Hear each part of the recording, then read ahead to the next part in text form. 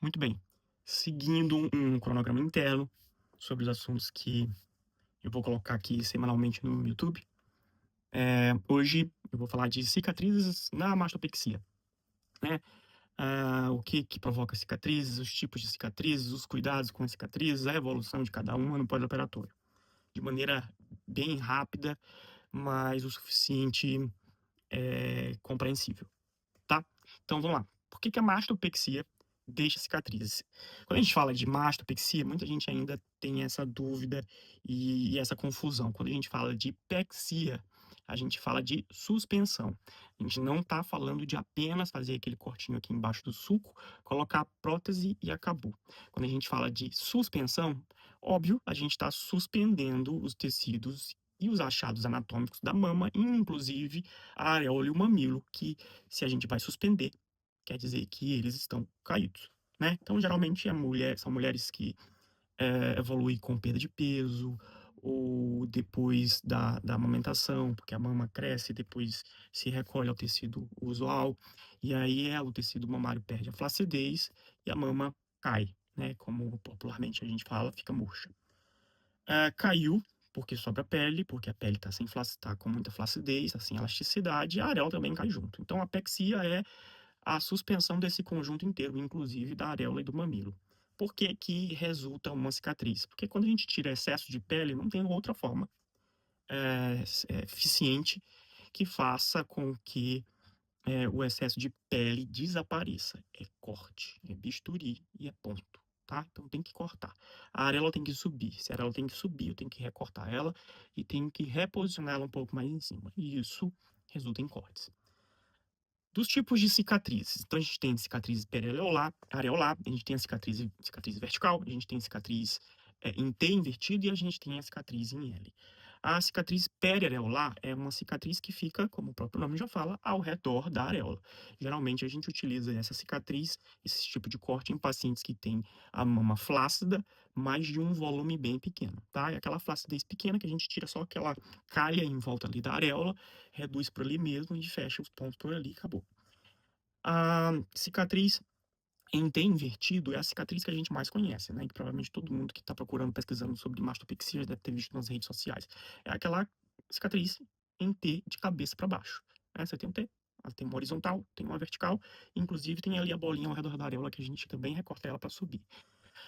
Geralmente, a gente faz isso em mamas, na maioria das mamas, né? Então, tem a mama que tem excesso de flacidez, tanto de um lado lateral para o outro lateral, na horizontal, como tem pacientes que também têm esse excesso de pele de baixo para cima. Então, tem dois excessos de pele. Tem cranial, que é a cabeça até os pés, e tem de lateral. Então, a gente tem que ter uma cicatriz para tirar essa extensão de pele, e tem uma cicatriz para tirar essa extensão de pele.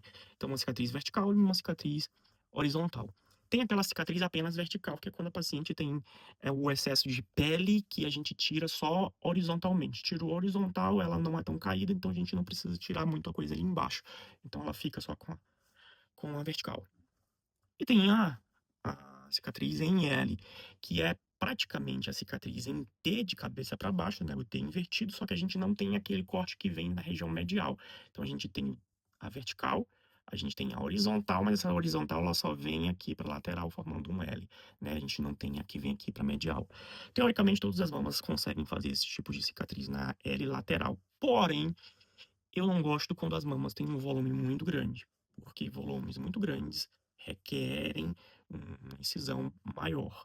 Ah, flacidez muito grandes requerem incisões maiores. Incisões maiores, não dá pra gente fazer essa compensação toda fazendo uma cicatriz pequena, uma cicatriz em L. Até mesmo porque quando a gente faz uma cicatriz em T, de cabeça para baixo, a gente consegue tirar muito mais pele, a gente consegue dar tensão proporcional tanto do lado direito quanto do lado esquerdo da mama, que não acontece na areola, na mastopexia com cicatriz em L. E também, no pós-operatório, a horizontal vai acabar desaparecendo, porque a tua mama não vai ficar o tempo inteiro empinada mostrando daqui pra frente, né?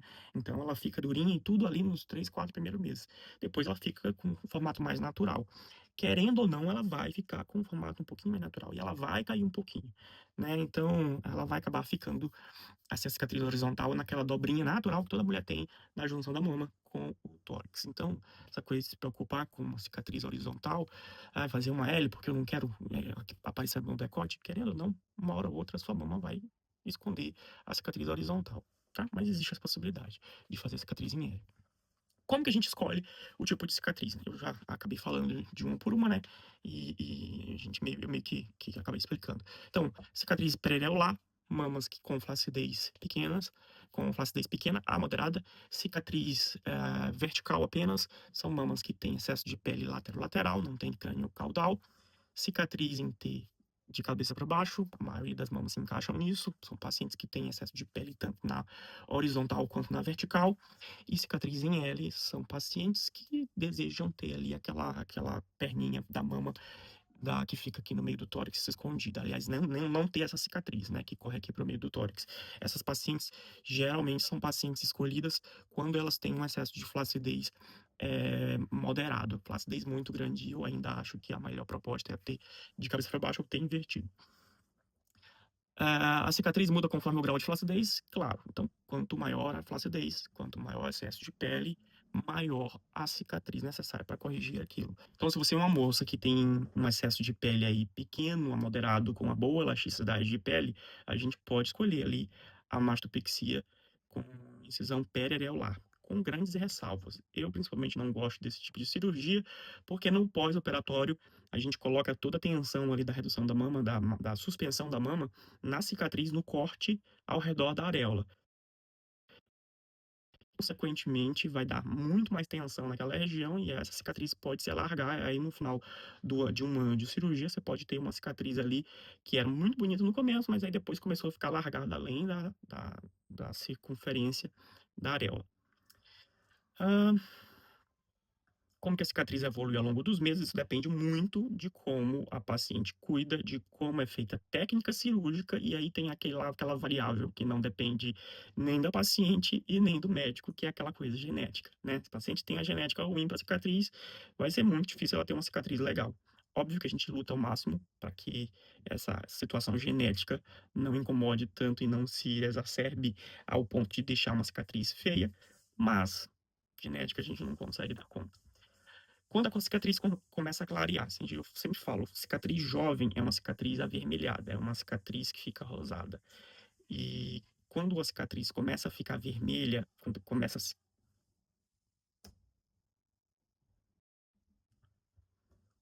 a cicatriz começa a clarear, eu sempre falo, olha, nos primeiros meses sua cicatriz vai ficar avermelhada. Isso quer dizer que é uma cicatriz jovem. Cicatriz jovem está cheio de microvasos, vasos sanguíneos ali correndo embaixo dela, um monte.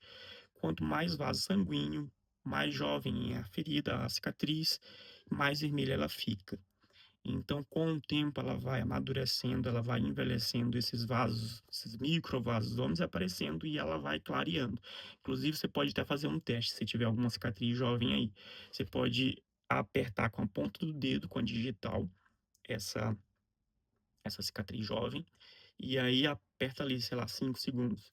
Tirou, você observa como é que ela vai ficar ali depois de um ano e meio, né? Porque naquele momento que você tira o dedo, você esvaziou todos os vasos, até que os vasos, os microvasos se encham, você vai perceber como que ela é, a cicatriz, como que ela é quando fica sem os vasos sanguíneos. Ou seja, quando ela fica envelhecida, tá? O que que pode deixar uma cicatriz mais aparente? Como eu falei, cuidados, maus cuidados, né? No caso o paciente ou a paciente, né? Pega muito sol, come muito açúcar, bastante gordura, alimentos inflamatórios em geral, ah, de, geralmente cicatrizes que ficam localizadas em articulações ou próximo aqui do tórax, principalmente em pessoas que fazem muito exercícios de extensão do tórax nos primeiros meses, também podem alargar essas cicatrizes. Cicatrizes de pacientes que não costumam hidratar ela no começo, enquanto ela amadurece, enfim, é multifatorial. Quanto ao médico, o que pode deixar? Técnica ruim, técnica inadequada. E aí tem a genética, né? Então, se você geralmente tem uma pele negra, pele muito oleosa, geralmente tem uma evolução mais favorável quanto ao processo cicatricial e a aparência da cicatriz.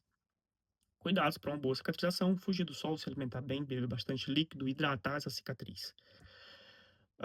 Queloide e cicatriz hipertrófica. Isso aqui é com o tempo, a gente tem um risco de essas cicatrizes evoluírem para simplesmente, de deixarem de ser simplesmente cicatrizes ruins para cicatrizes muito feias, que a gente chama de cicatriz hipertrófica ou cicatriz queloidiana. A cicatriz hipertrófica parece muito com queloide, porém aquela coisa grosseira, aquela cicatriz aumentada, grosseira, elevada, ela fica ali nas dependências do corte. O queloide não, ele já ultrapassa, ele parece um couve-flor que ele não fica só no corte, ele ultrapassa as dinâmicas do corte ali.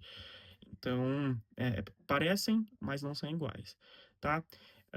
O que a gente pode fazer é um assunto um pouquinho mais extenso que pode falar depois, mas por enquanto é só saber a diferenciação. Cicatriz, uma cicatriz simplesmente feia, não é uma cicatriz hipertrófica, nem uma cicatriz queloide, até que seu médico olhe e faça a avaliação e fale o que realmente é, tá? Porque tem muita gente que aparece no pós-operatório, sei lá, com 4 semanas de cirurgia, morrendo de medo de que aquela cicatriz esteja virando um queloide, tá? Então, queloide é uma couve-flor, é feio, tá? É gigante, ela ultrapassa os limites da ferida.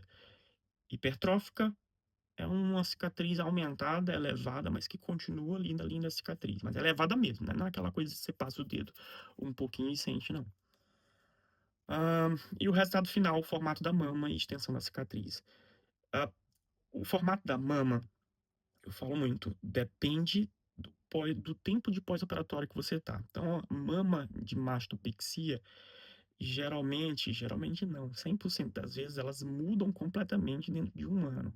Então, não adianta você ficar achando que sua mama vai ficar aquela com 3 meses e no final do ano vai continuar a mesma. Então, elas mudam bastante. Principalmente quando a gente coloca prótese, tá? Então, a mama, quando se coloca prótese, às vezes a prótese está em plano submuscular, ela fica muito alta, depois ela tende a descer com o tempo, a mama fica um pouco mais quadrada, com o tempo ela vai ficando mais arredondada, a mama no começo da cirurgia, do pós-operatório mais inicial, ela fica mais projetada. Com o passar do tempo, ela vai perdendo líquido, vai perdendo edema e ela vai ficando com aquela queda mais natural, tá? Então, tem muita paciente que fica com a mão redondinha, endurecida, apontada para frente, fala: ah, meu Deus, consegui uma mastopexia sem colocar prótese, com aquele formato redondinho que eu sempre sonhei. Eu sempre falo: calma, que é só questão de tempo, daqui a pouco a prótese se adapta, a pele também, o tecido, vai o edema embora, a mama dá uma caidinha, e aí fica com aquele aspecto mais natural, né? Polo superior um pouquinho menos cheio, polo inferior um pouco mais cheio. Mudou completamente. Depois de um ano, se você tirar uma foto de um ano, uma foto da primeira semana, você vai ver que são completamente diferentes.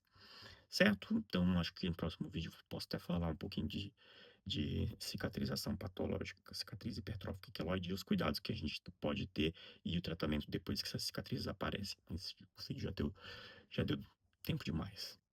Fica por aqui.